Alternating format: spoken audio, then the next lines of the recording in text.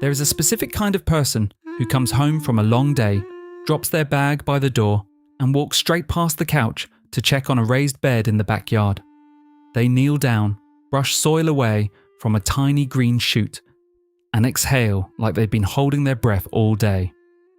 The light from the kitchen window hits their face just enough to reveal a small private smile, part relief, part pride. Behind them, sprinklers hiss in distant suburban yards.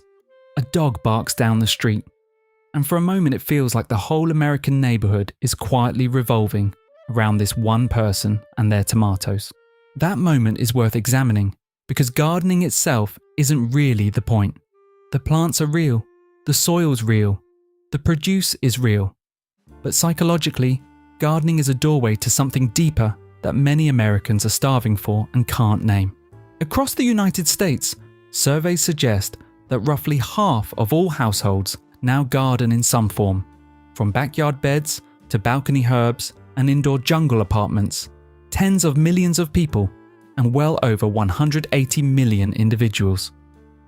Americans collectively spend tens of billions of dollars a year on soil, seeds, tools, raised beds, grow lights, and houseplants, and many spend around 5 hours a week tending their plots. The question is not whether this is happening. The question is why so many people feel psychologically better with dirt under their fingernails than in the places that are supposedly designed for well-being. To understand garden people, you have to start with a basic claim. Humans are wired to seek connection with living things. This idea has a name in psychology and ecology: the biophilia hypothesis. The biophilia hypothesis suggests that humans possess an innate tendency to seek connections with nature and other forms of life, an urge to affiliate with other forms of life.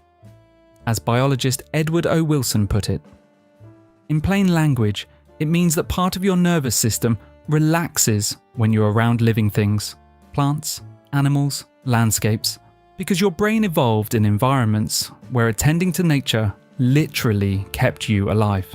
Think about a person in a tiny New York apartment who can't keep their eyes off the one pathos vine hanging in the window. They sit next to it when they're on the phone. They notice new leaves. They worry if it starts to yellow. That isn't just a hobby. On a deep level, their brain is doing what it's always done: tracking, nurturing, and forming a relationship with life itself. For people who love gardening, that pull toward life gets organized into a daily ritual. The garden becomes a concentrated zone of biophilia, rows and pots and trellises where that innate drive has a place to go. There's a middle school math teacher named Maria from Columbus, Ohio, who started gardening in 2020. Her district went online, her days blurred into Zoom classes and emails, and she realized she hadn't been outside for more than a few minutes in weeks. She tore up a strip of lawn behind her rental and put in a makeshift bed. Cheap lumber, bags of compost from a big box store, a few packets of seeds. The first year, most of it failed. But there was one row of green beans that took off. When a friend asked her why she kept going after so many plants died, she said something revealing. "I spend all day with problems I can't solve, kids I can't reach, rules I didn't write. Out there, if I show up, water, and pay attention, something actually responds." Notice what she's describing. It's not just plants. It's the experience of being in a world where effort and care reliably turn into visible growth. Psychologists have a framework that explains why Maria's garden feels so different from everything else in her life. Self-determination theory. Self-determination. Theory says humans have 3 basic psychological needs: autonomy, feeling you have control and choice; competence, feeling effective and capable; and relatedness, feeling connected to others. Gardening quietly hits all 3. Autonomy. In the garden, you decide what to plant, where to put it, when to prune, and when to harvest. There's no corporate policy about where your basil goes. For Americans whose work lives are increasingly controlled by algorithms, metrics, and rigid schedules, that patch of ground or collection of containers is one of the last places they experience true agency. Competence. Plants give feedback. You change the watering schedule, and leaves perk up. You amend the soil and yields improve. Research on horticultural therapy consistently finds that gardening boosts people's sense of mastery, accomplishment, and self-esteem, particularly among older adults and those with depression. In everyday terms, it feels good to know you can keep something alive. Relatedness.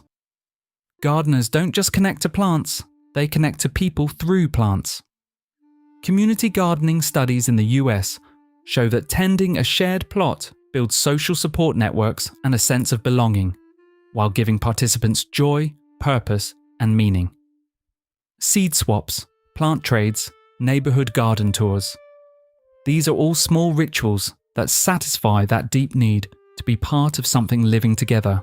For someone who loves gardening, or their raised bed or row of houseplants is like a three-dimensional diagram of their psychological needs being met in real time. There's another layer beneath that. What gardening does to a brain that's been chewed up by American screen life. Attention restoration, theory ART, proposes that spending time in natural settings, or even just looking at natural scenes, helps people recover from directed attention fatigue, the mental tiredness that comes from constant emails, notifications, and multitasking. Natural environments evoke soft fascination. They hold your interest gently without demanding it, allowing your brain's focus systems to rest and reset. Gardening is like building your own little ART laboratory, sifting soil, noticing tiny insect movements, watching how sunlight shifts across leaves. All of that is mildly engaging without being cognitively punishing. When systematic reviews of gardening and horticultural therapy find consistent mental health benefits, reduced depression and anxiety, lower stress, improved mood, and better overall well-being. Some studies even show physiological changes, like reduced cortisol and markers of inflammation after gardening-related activities. Micro example. A software engineer in Seattle spends 8 hours debugging under fluorescent lights. When they step out onto their apartment balcony and deadhead a few petunias, they're not just killing time. They're shifting their brain from high-intensity, directed attention to a mode where it can breathe. People who love gardening often describe it as meditative or my therapy, long before they ever hear the terms attention restoration or horticultural therapy. Their language is casual, but what they're reporting lines up closely with what the research actually shows. Then there's the timeline. Plants move on a scale that's totally out of sync with the instant gratification rhythm of American life. From seed to harvest can take weeks or months. From sapling to shade tree can take years or decades. Meta-analyses of gardening interventions often note that participants describe not just mood benefits, but a sense of meaning, purpose, and appreciation for the miracle of life. People report becoming more patient, more peaceful, more aware of cycles of growth and decay, and more able to focus on tasks. When you love gardening, you sign up to watch something you care about move slowly. You learn that not everything can be rushed, that some failures, late frost, powdery mildew, rabbits, are built into the game. Tending a perennial bed or a fruit tree is, on some level, a conversation with your future self. A quiet bet that you'll still be here to see this plant mature. In a culture that sells you anti-aging products and encourages you to pretend death isn't real, gardening forces you to deal with compost, rot, and seasons. It gives you a way to be in relationship with mortality that isn't purely terrifying. There's another gardener, Jamal, from Atlanta. He grew up in an apartment where the only green space was a strip of grass between the parking lot and the dumpster.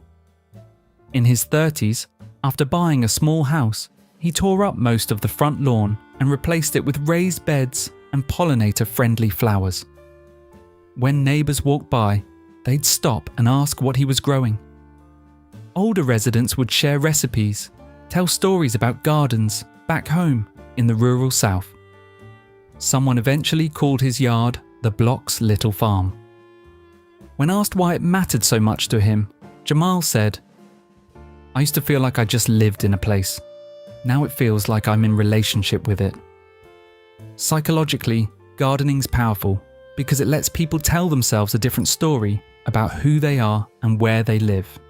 Research on community and personal gardens in the US shows that gardening is often tied to identity, cultural traditions, family history, and a sense of belonging to a neighborhood or region. For many Americans, especially those in rapidly changing cities or suburbs, a garden is a way to say, "This is my ground, my story, my roots." Even if the deed and the zoning laws say otherwise. But there's a darker side worth examining. Not every love of gardening comes from a healthy place. The same behaviours that look wholesome from the outside can in some people be driven by anxiety, avoidance, or a need for control. Psychologists talk about experiential avoidance, using activities to escape or numb difficult internal states instead of facing them. Gardening itself has well-documented mental health benefits, including reductions in depression, anxiety, and stress. But that doesn't mean every individual gardener is using it in a healthy way. You can have the person who obsessively weeds for hours to avoid a painful conversation with their spouse. You can have the parent who pours all of their nurturing energy into plants because relationships with actual humans feel too risky. Or you can have the perfectionist who turns gardening into another arena for self-criticism. Every dead plant becomes proof that they're a failure. This doesn't mean all gardening stems from avoidance, control issues, or perfectionism. That would be reductive and unfair, especially given the strong evidence that, overall, gardening tends to support well-being. But if we want an honest psychology of people who love gardening, we have to admit that therapeutic can sometimes slide into shield or prison. This is where many people misread gardeners.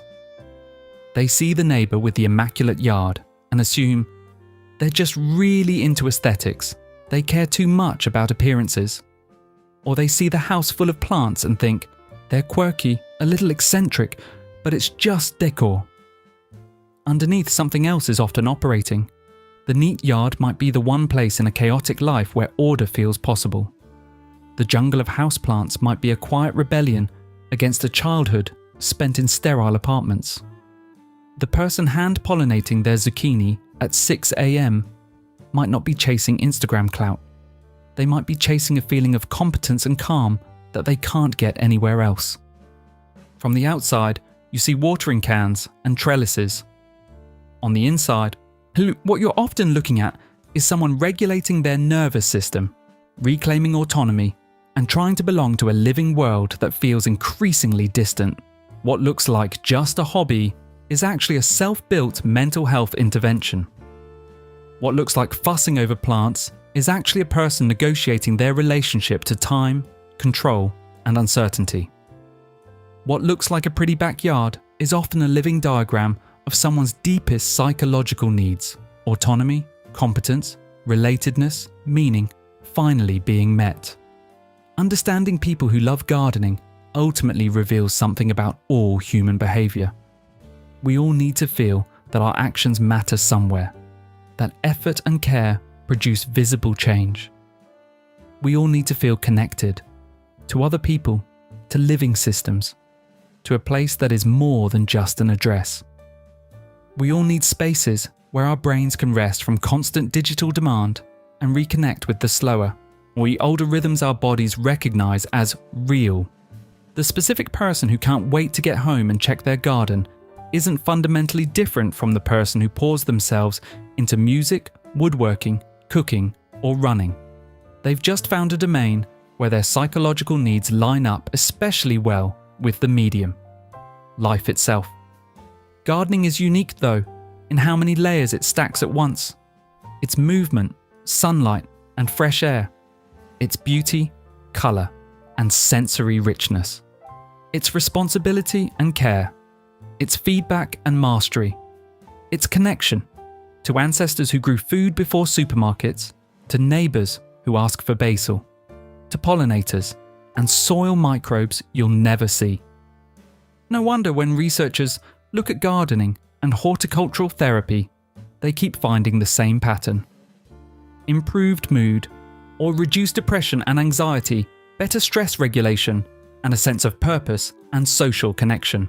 So when you see that person in your American neighborhood, kneeling in the dirt behind a chain link fence, or watering a jungle of plants under the glow of a grow light in a cramped studio, you're not just looking at someone who likes gardening. You're looking at a human being quietly insisting, I am part of the living world, and the living world responds to me. The more interesting question isn't, why do they love gardening so much? The more interesting question is, where in your own life do you let yourself feel what they feel? That your care matters, that you belong to something living, and that given a little time and attention, you too are capable of helping life grow.